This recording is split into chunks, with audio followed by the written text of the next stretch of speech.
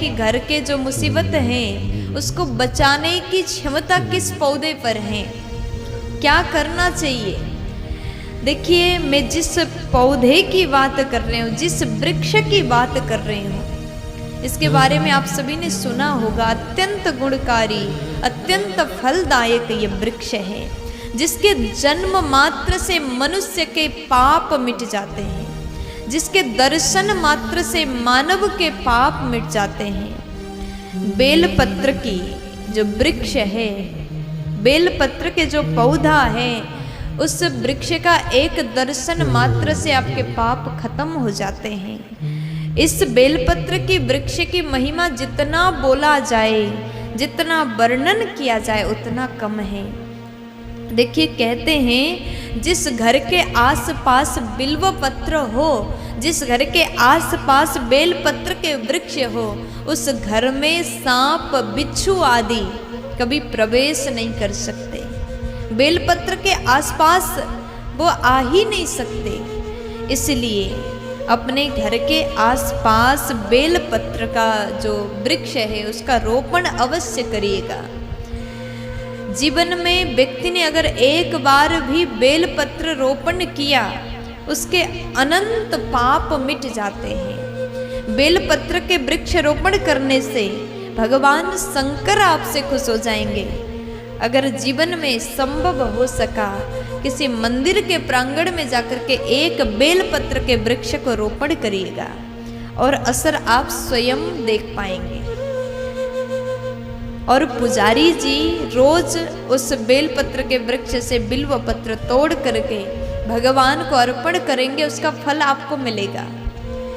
और यहाँ तक वर्णन है महाराज, अगर मनुष्य पाप से बचना चाहता है तो बेलपत्र के वृक्ष रोपण अवश्य करें।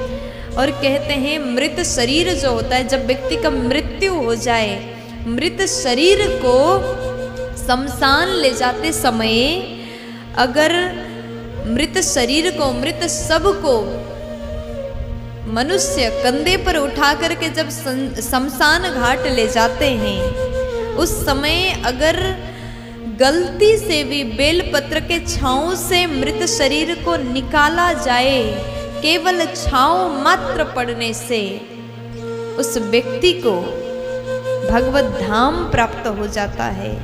उस जीव को महादेव मिल जाएंगे, भगवान महादेव के शरण उस मनुष्य को प्राप्त होगा। और कहते हैं जब मृत शरीर शमशान की ओर ले जाया जाता है तो उसके आसपास कई प्रकार के नकारात्मक शक्तियां घूमते हैं, कई प्रकार के प्रेत आत्मा भ्रमण करते हैं, घूमते हैं। बेलपत्र के छांव से अगर शरीर को निकाल करके गलती से भी बेलपत्र के नीचे से चला जाए तो प्रेत आत्मा उस शरीर को छोड़ करके उसी समय दूर भाग जाते हैं।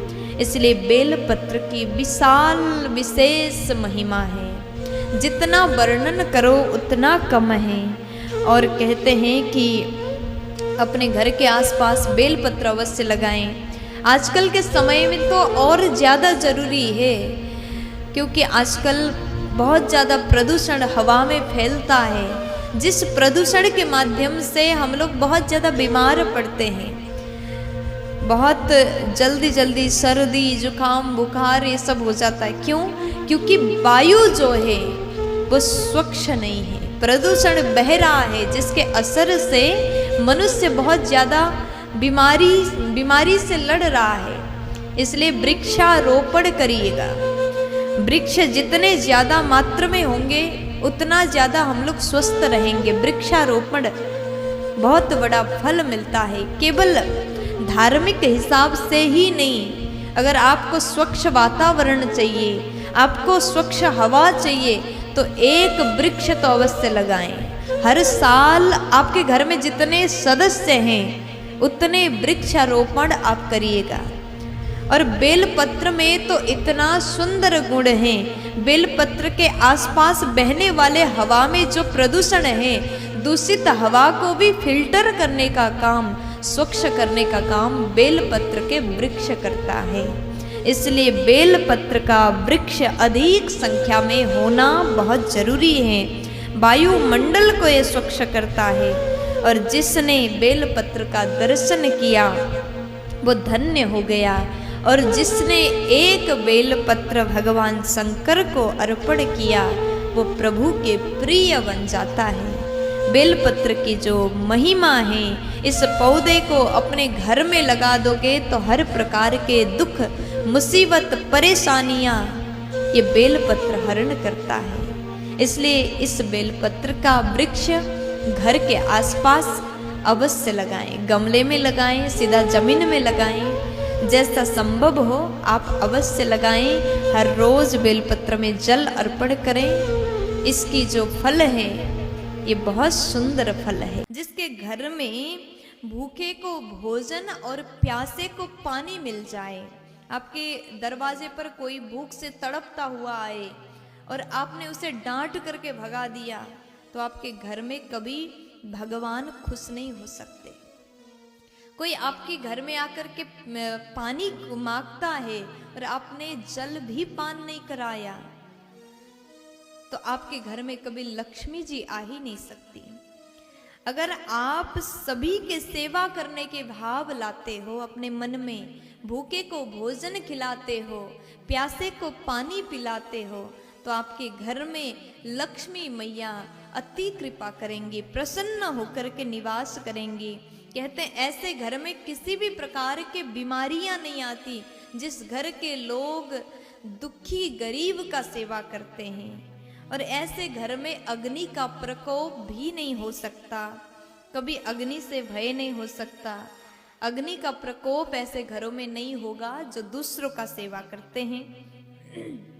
और फिर उसके बाद में आपके जो बच्चे हैं नौकरी करते हैं और शुरुआत में पहली बार नौकरी करके पहली बार पेमेंट आया है तो आप अपने बच्चों के प्रथम तनख्वाह दान करें।